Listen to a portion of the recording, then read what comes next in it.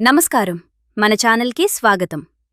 ఈరోజు కార్తీక దీపం 2 April 1 episode 633లో జరిగిన అతిపెద్ద డ్రామా మొత్తం చెప్పబోతున్నాం. చివర్లో బిగ్గెస్ట్ ట్విస్ట్ ఉంది. వీడియో పూర్తిగా చూడండి.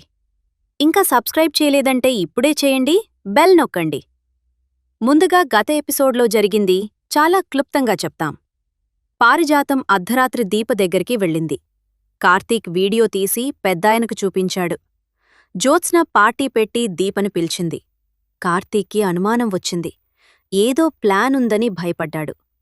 ఇది గత ఎపిసోడ్ హైలైట్. ఇక ఈరోజు ఎపిసోడ్లోకి వెళ్దాం. అనసూయ మండిపడింది. జ్యోత్స్న బుద్ధి సరైనది కాదు.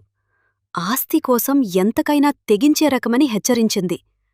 లాయర్ని పిలిపించి సంతకం పెట్టించే ప్లాన్ ఉందేమోనని భయపడింది. కాని కాంచన మాత్రం నెగటివ్గా ఆలోచించవద్దని చెప్పింది. పార్టీకి అందర్నీ పిలిచింది అంతే అని సమాధానపర్చింది. మరోవైపు కాశీ కావేరితో మనసు విప్పాడు. చిన్నప్పటినుంచి నేను నాన్న మాత్రమే ఉండేవాళ్లం. ఆడవాళ్ల మనసు తెలీదు. స్వప్నని ఎలా కన్విన్స్ చెయ్యాలో అర్థం కావటం లేదని బాధపడ్డాడు. అంతలో స్వప్న వచ్చి షాకింగ్ మాట అంది. రేపు గుడికి వెళ్తాం. కాబోయే భర్త వసంత్ని పికప్ చేసుకుని రమ్మని కాశీని అడిగింది. ఆ మాటలతో కాశీ కావేరిలు నిశ్చేష్టులయ్యారు. కాశీ మాత్రం చల్లగా చెప్పాడు.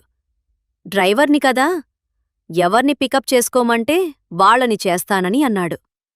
ఆ మాటల వెనుక ఎంత బాధ దాగుందో అర్థమవుతోంది. దీప కార్తీక్లు వచ్చారు. పారిజాతం మురిసిపోయింది. దీప మెడలో నెక్లెస్ వేయబోయింది. దీప వద్దని తప్పించుకుంది. పారిజాతంగారు అని పిలిచింది. నానమ్మ అని పిలవమని పారు అడిగింది. ఆ సీన్ చూసి జ్యోత్స్న మనసు మండిపోయింది. పారు దీపమీద ఇంత ప్రేమ ఎందుకు చూపిస్తోందని ఇస్తోందని అనుమానపడింది. రేపటితో దీప కథ క్లోజ్ అనుకుంటానని మనసులో అనుకుంది. సుమిత్తిత్ర అందరి తరపున క్షమాపణ చెప్పింది.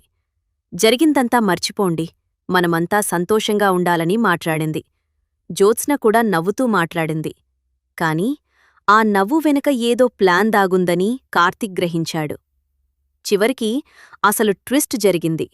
శౌర్య ఐస్ క్రీం తెచ్చుకుంటూ వెళ్తుండగా జ్యోత్స్నికి తగిలి పడిపోయింది. పారిజాతం వెంటనే శౌర్యని పైకి లేపింది. ఎలా ఉందని అడిగింది. తర్వాత జ్యోత్స్నపై తిరిగింది. చూసి డాష్ ఇచ్చినా చూడకుండా ఇచ్చినా శిక్ష ఒక్కటేనని జ్యోత్స్నని లాగిపెట్టి చెంప పగలగొట్టింది. జ్యోత్స్న షాక్తో నిలబడిపోయింది. నోట మాట రాలేదు. ఇంతటితో ఎపిసోడ్ ముగిసింది. ఇప్పుడు చెప్పండి, జ్యోత్స్న ఏం చేయబోతోంది?